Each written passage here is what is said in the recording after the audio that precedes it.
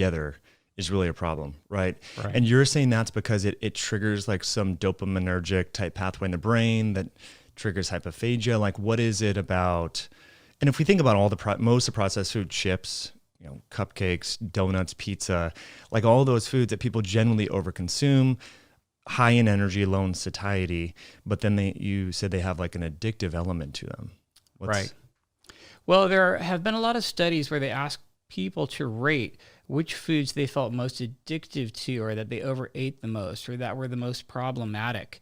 And just the whole list of like the top 100 foods are just high energy density carbs and fats together, basically refined carbs and refined fats. It's your pizza and your French fries and your chips and your donuts and your candy bars. So pretty much all humans will report that the foods they're most addictive to, or that are most problematic, or that they're going to overeat the most, are a combination of carbs and fats. The same thing is true in animals as well. So we have all these what we call cafeteria diet studies, where you take rats and mice and you try to get them as fat as possible, as rapidly as possible. And they have all these complicated obesogenic rat chow formulas where you want the carbs and the fats both pretty high, 45% carb, 45% fat, 10% protein. You keep the protein low so the animal has to overeat carbs and fats to get really fat.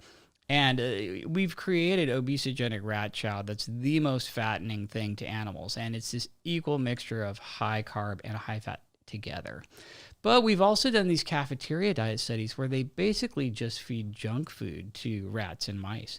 And if you give rats and mice unlimited quantities of, they usually just give them pizza and Little Debbie's and all this crap that's carbs and fats together, and you can basically make these lab animals as fat as you want. It seems that pretty much any omnivore mammal is going to radically overeat food that's high energy density carb and fat together.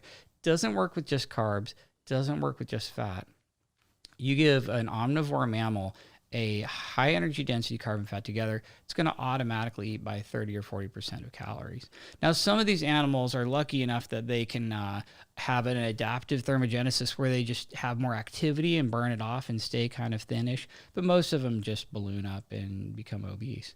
And that's what's going on with carbs plus fat. But we've also done studies that show that the combination of carbs and fats together is highly rewarding in the brain. It releases a lot of dopamine, not unlike an addictive drug. So it's literally a drug-like response in your brain. It's crazy. I mean, if you think about in nature, if we were to rewind the clock a few hundred years ago right now, we're in Seattle in January of 1400, AD.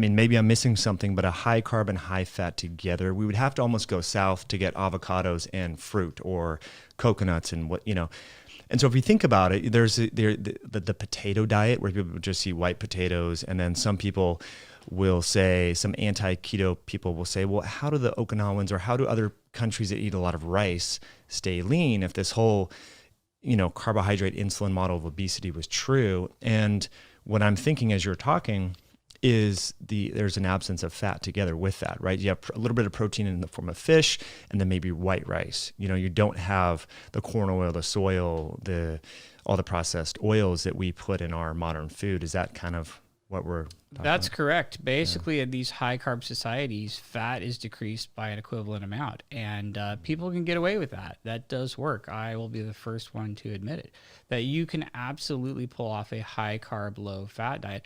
I think there's some trade-offs. I think you can have some glucose excursions that make you hungrier more often and have to eat more often, and you're a little more tied to food.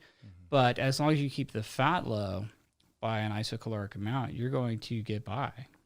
Now, some people might be hearing you talk about fat in this not negative context, but I think it needs to be in context. Now, are you anti-fat necessarily? I mean, because there's a lot of people that will